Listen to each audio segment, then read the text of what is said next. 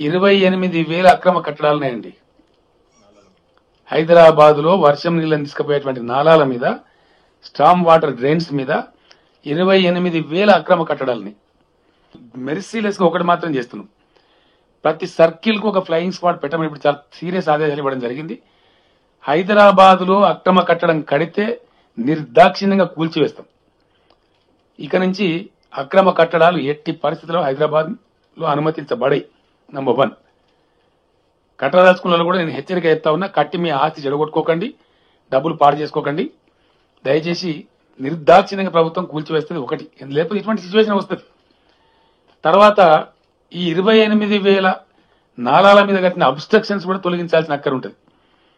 మీడియాతో నా ప్రార్థన, దయచేసి మీరు ఇప్పుడు ఎట్లయితే రిపోర్ట్ చేసినారో సమస్యను, ఇవి కూల్చేటప్పుడు కూడా మీరు పాజిటివ్ ధోరణితో కరెక్ట్గా కూలుస్తున్న ప్రభుత్వం సపోర్ట్ చేయాలి. అది ధర్మం. ఎందుకంటే మరి సమస్య పోవాలి కదా.